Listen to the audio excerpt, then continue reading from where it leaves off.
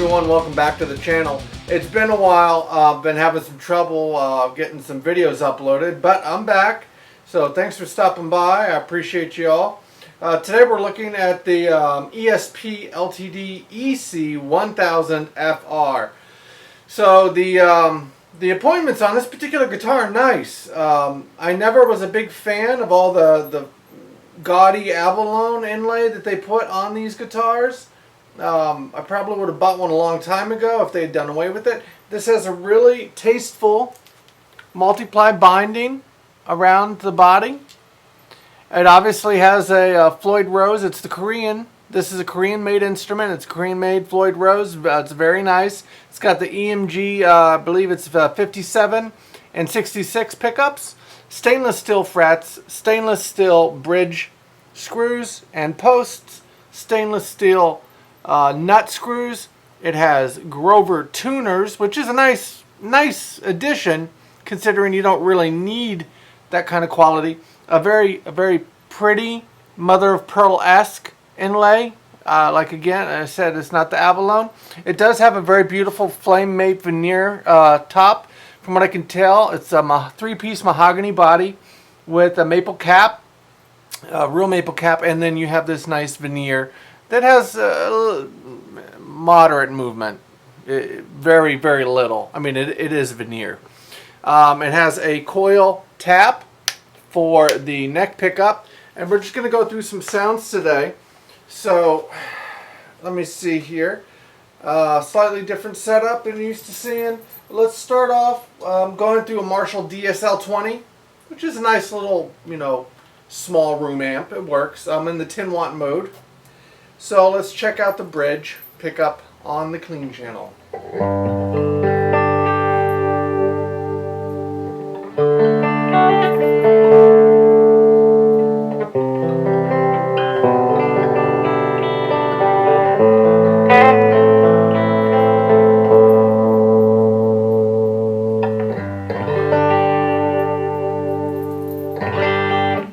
Not too bad. Middle position. Do something a little different.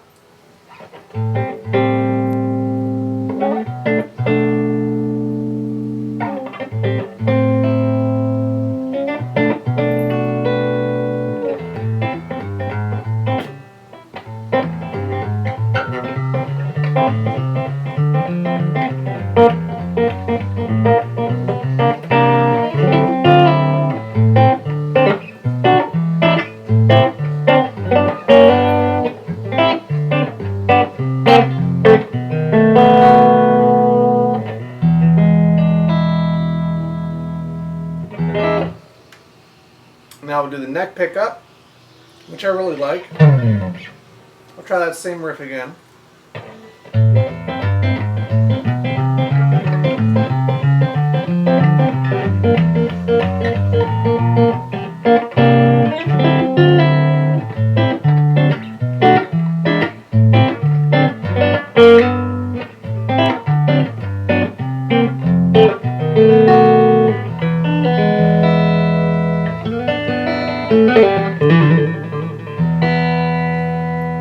Really nice. Now, from what I understand with the literature, there are actually 3 separate coils.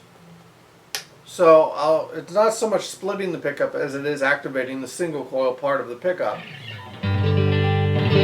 So you notice there still is a volume change, but not nearly as much as if you were to split the pickup. I mean, these are active pickups.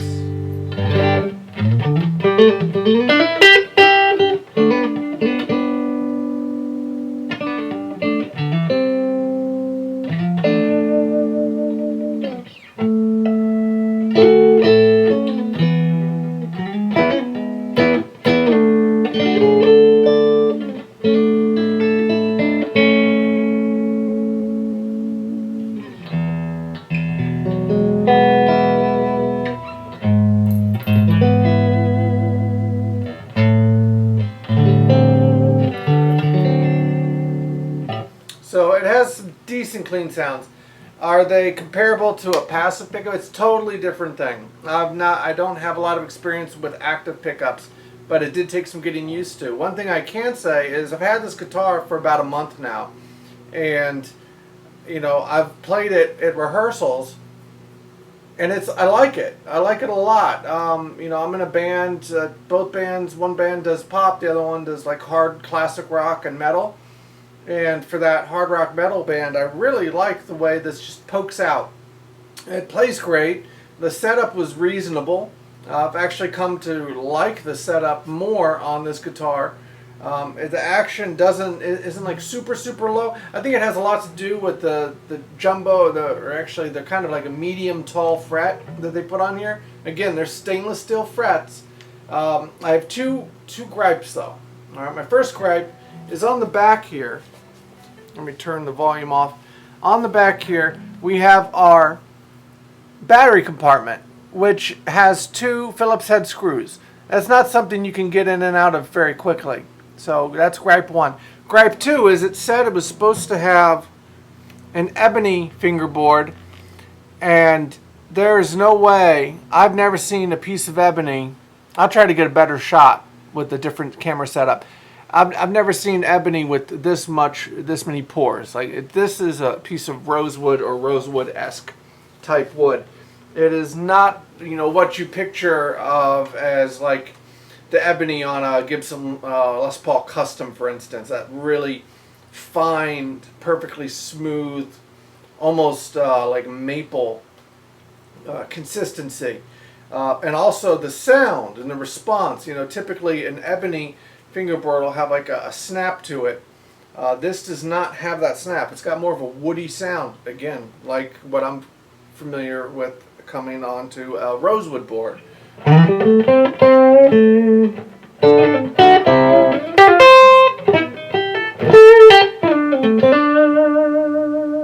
The sustain is okay.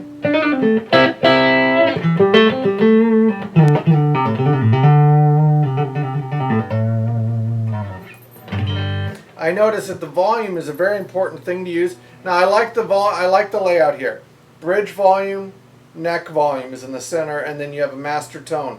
What I really like is, you know, here's the wide open. Move it back just a smidge. It's not getting dull. Just getting quieter, not dull.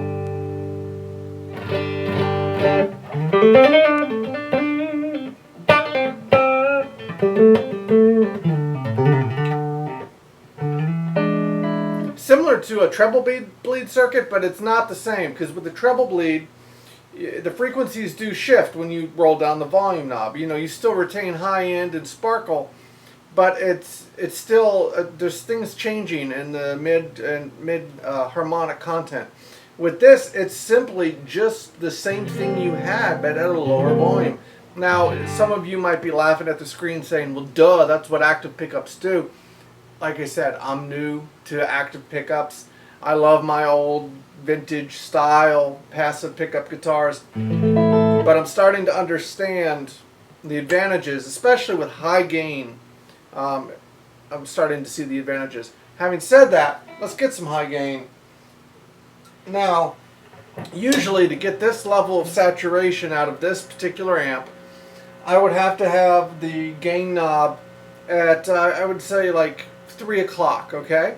For most other guitars.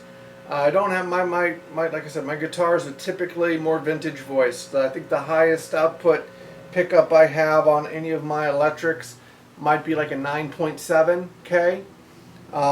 So this is significantly hotter. I'm going to shut up and let you hear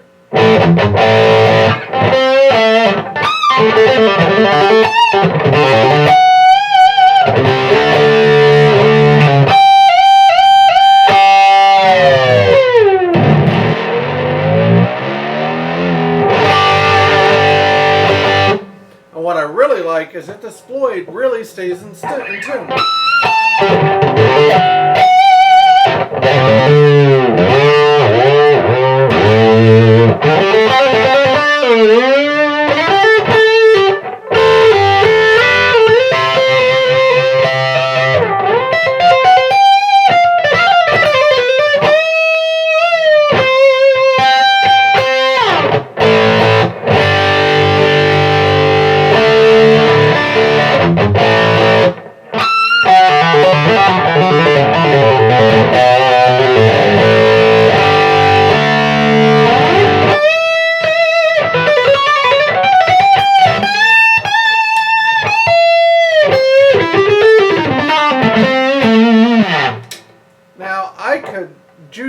even further, but for most like classic rock, classic metal sounds, here let me get like a,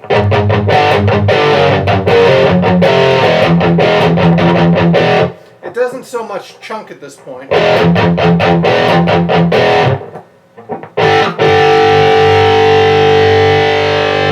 I moved it just past noon.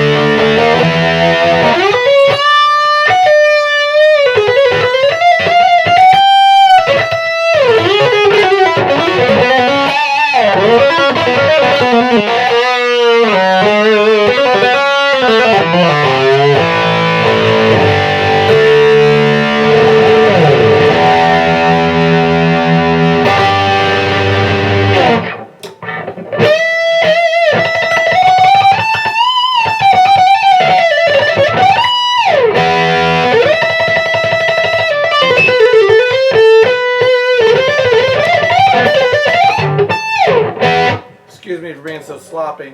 I haven't warmed up at all yet today. But I just wanted to go over a quick couple sounds with this. I hope it comes across clearly.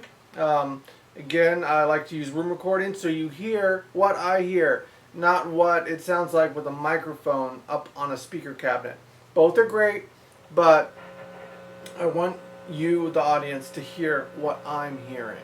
And the only way I know how to do that, really, truly, is to just use a condenser mic and, you know, try to pick up the sounds of the amp.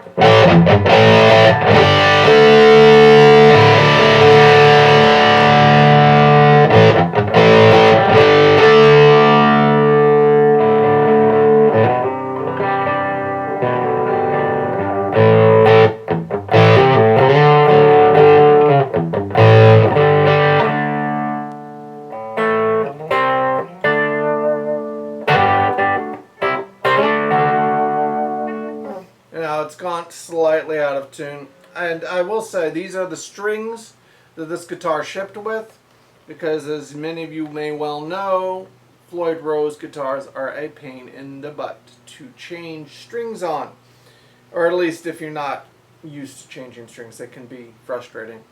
So I gave you my 2 cents. Is it worth the money they're asking? Because these are over $1,000 now, and yes. This is a solid instrument. Even if you picked up one of these and didn't want the Floyd and you blocked it, you still have a set of Grover tuners on the back here, help keep it in tune, which is great. I think that's a really fantastic afterthought. Maybe, I don't know if they did that, you know, thinking that people would do that or not. I know when I was learning, and this is, you know, back in the 90s, Floyd Rose guitar, I mean, all you could get your hands on were cheap Floyd Rose guitars. So, you know, as a beginner, yeah, you find a piece of wood or a block or whatever, you'd cut something, you'd figure out some way to shove something in there to block it, and then you just take the nut off. That's why you see all these guitars from the 90s with Floyds missing all their lockdown screws for the nut. But all in all, you know, it's a very functional instrument. I mean, stainless steel frets, these are going to last a lifetime, which is nice. Did it take some getting used to? Yes. As far as the fit and finish, this is a flawless instrument. Not one imperfection anywhere on it, which is quite amazing. Even my Johnny A signature Epiphone, which I believe, I could be mistaken, I'm pretty sure it's a Korean-made guitar. There are flaws, you know, finish flaws in this. It's still absolutely gorgeous, absolutely love it. It's a great instrument, but you can't get them anymore. They're no longer for sale as far as I know. But this is definitely where it's at as far as if you're trying to play some heavier music, or if you're like me and you needed something with a Floyd that was kind of, I'm a Les Paul player typically.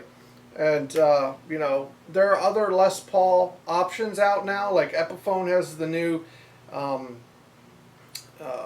guy from Russia. My brain blanked, but they have a new model out with the Floyd Rose. It's a Gibson Les Paul model with the Floyd Rose. But you know, with all the things you get with this guitar, I'd say this is a very good option. Another gripe. All right, so you know, I had the two main gripes: the battery compartment and the wood material on the neck.